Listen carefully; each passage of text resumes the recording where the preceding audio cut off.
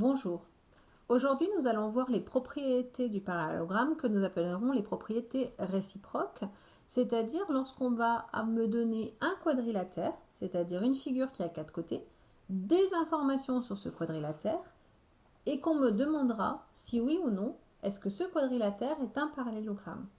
Alors par exemple, si on me donne un quadrilatère ABC avec les côtés opposés parallèles, donc le côté, la droite AD parallèle à la droite BC, la droite AB parallèle à la droite DC, alors ce quadrilatère sera un parallélogramme. Ça me donnera la propriété suivante. Si un quadrilatère a ses côtés opposés parallèles, alors c'est un parallélogramme. Donc ce sera une première façon de démontrer que j'ai un parallélogramme, c'est si j'ai des côtés opposés parallèles. Une deuxième façon, cette fois ce sera sur les longueurs.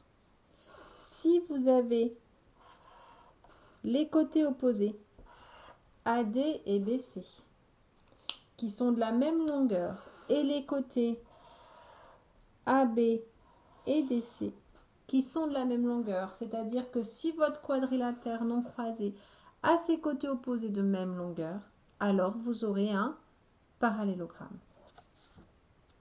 Ensuite, toujours sur les côtés, un cas un peu particulier. Si vous n'avez des informations que sur deux côtés, c'est-à-dire que on vous dit que le côté AB et le côté DC sont non seulement de même longueur, mais en plus ils sont parallèles. Alors automatiquement, quand vous allez tracer, vous obtiendrez un parallélogramme. Donc ça, c'est un cas un peu particulier que nous n'avions pas vu dans le sens direct. C'est que si vous avez des informations sur deux côtés, mais que vous avez deux informations, c'est-à-dire les côtés opposés, parallèles et de même longueur, alors votre quadrilatère non croisé sera un parallélogramme. Ensuite, nous en avons terminé pour les côtés, nous passons aux diagonales. C'était la définition même du parallélogramme. Si votre point O est le milieu de AC, c'est-à-dire le milieu de la petite diagonale, si votre point O est le milieu de DB, c'est-à-dire le milieu de la grande diagonale, alors ça veut dire que votre point O est l'intersection des milieux des deux diagonales. Du coup, ça devient votre centre de symétrie.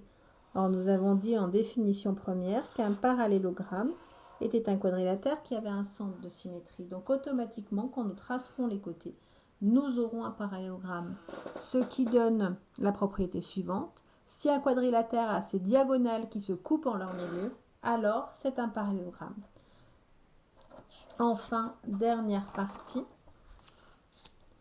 Si votre quadrilatère a ses angles opposés de la même mesure, c'est-à-dire l'angle A est égal à l'angle C, l'angle D est égal à l'angle B. Si un quadrilatère non croisé a ses angles opposés de même mesure, alors c'est un parallélogramme.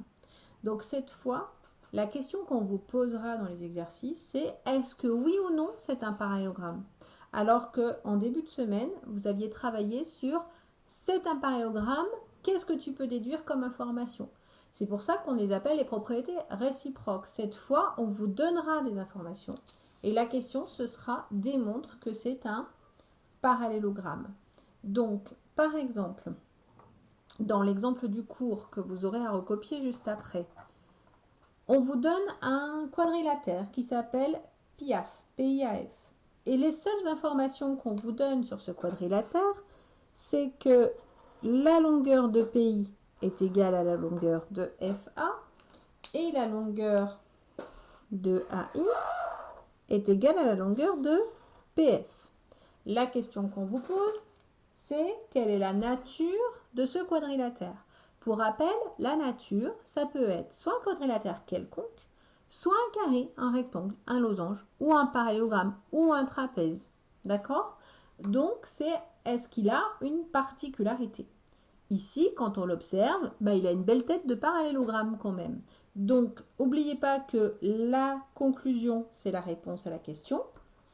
C'est la chose que je peux remplir tout de suite. C'est un parallélogramme. Par contre, maintenant, à moi de me débrouiller avec mon cours pour le démontrer. Il faut donc aller relire les 5 propriétés du cours et identifier laquelle nous est utile.